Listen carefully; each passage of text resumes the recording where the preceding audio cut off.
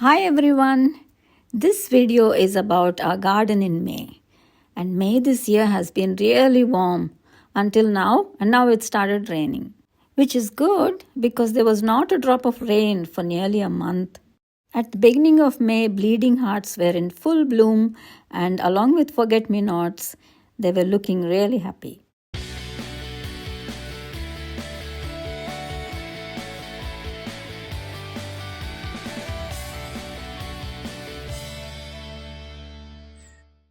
So welcome to my channel Vidya's Blissful Gardens and welcome to England. May in our garden is usually a transition month between spring and summer, and there's lots of garden work and chores to be done. I'm not going to bore you with all the details of that, but I'm going to give you a gist of it.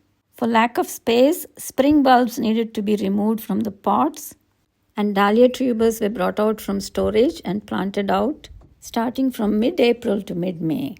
And now at the end of May, they sprouted and they started having leaves.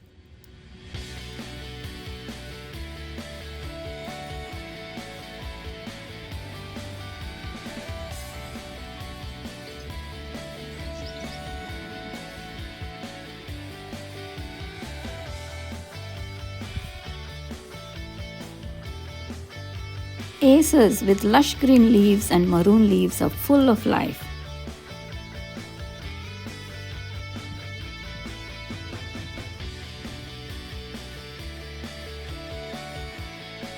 Little Primula auricula and Aqualegia started flowering, and some bluebells looked at their best because of the sunshine.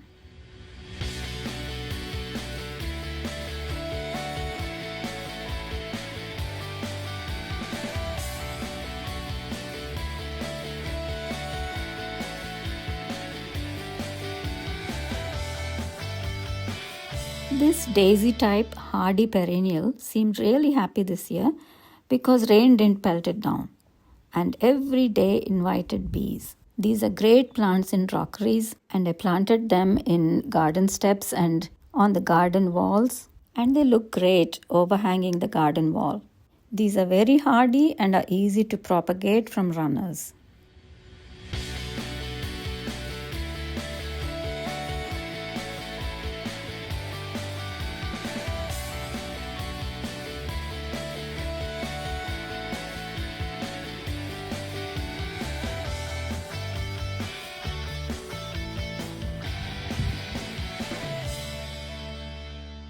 Azaleas and rhododendrons burst open, and garden was full of flowers with vibrant colors. They, of course, invited bees, and bees invited themselves into our house and went into the roof space. And there's a constant buzzing as we do our gardening.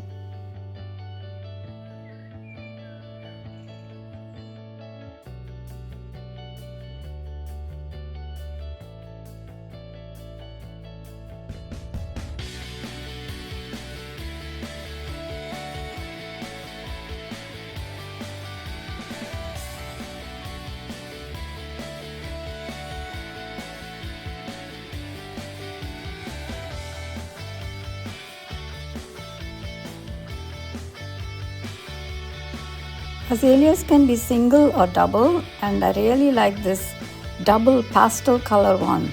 Very, very pleasant color.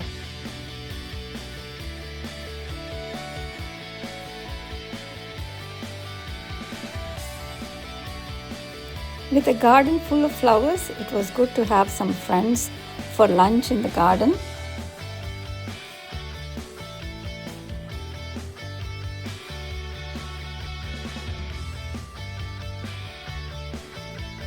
We did other jobs like pruning camellias and rhododendrons, which was a big task because they were overgrown. Over the winter, weeds grew on the block paving and needed jet washing. End of May and roses began to bloom. But this year they're not spectacular as many of them had to be replanted and relocated, and they're still trying to settle down.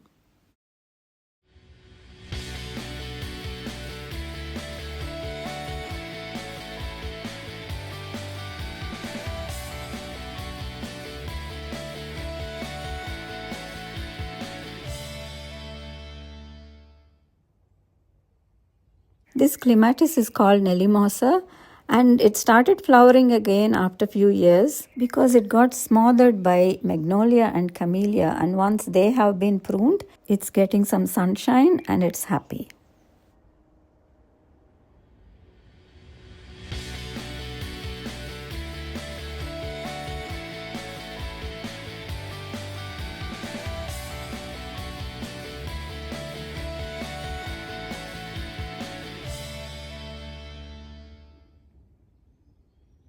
Lebanon this year is looking sad and doesn't have many flowers. But then again, I think it's stuck in the wrong place for shortage of land.